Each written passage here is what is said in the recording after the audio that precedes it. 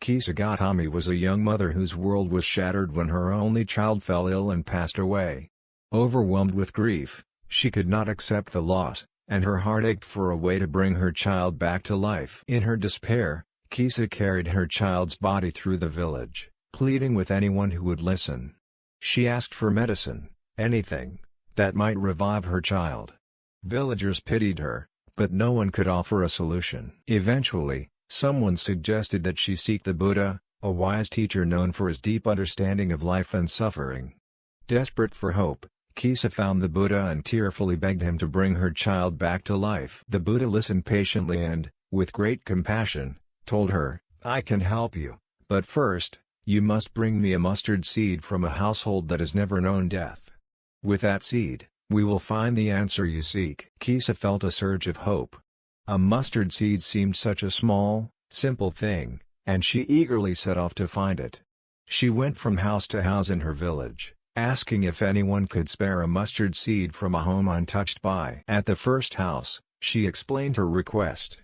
The family sympathized with her grief, but they sadly told her they had lost a loved one in recent years. There had been death in their home, and they could not give her the seed she sought. Kisa thanked them and moved on to the next house. Again, she asked for a mustard seed from a household without any experience of death. But once more, the family shared their own story of loss and grief. Kisa began to feel a deepening sorrow. Undeterred, she continued knocking on doors, visiting house after house. But at each home, she heard the same response: everyone had lost someone. Death had visited every household in the village. Kisa continued her search. The realization slowly began to dawn on her. There was no house untouched by death. Every family, like her own, had experienced the pain of loss. The grief she felt was not hers alone, but part of human experience. Exhausted and emotionally drained, Kisa returned to the Buddha with empty hands. She had not found a single mustard seed, but she had gained a profound understanding about life, death, and suffering. The Buddha greeted her kindly and said, "You see now that death is a part of life. Just as all living things are born, they must one day die.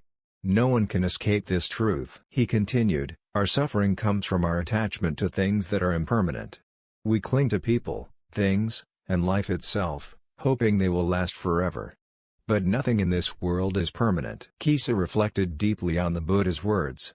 She realized that her deep attachment to her child's life had caused her to suffer more, and her refusal to accept death had only added to her pain. With the Buddha's wisdom, Kisa began to release her sorrow.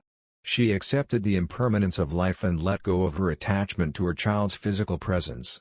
Though she still mourned, she no longer resisted the natural cycle of life. In accepting life's impermanence, Kisa found peace. She no longer felt isolated in her grief, for she understood that suffering and loss are shared by all beings. The Buddha's teaching showed her that through acceptance comes true peace.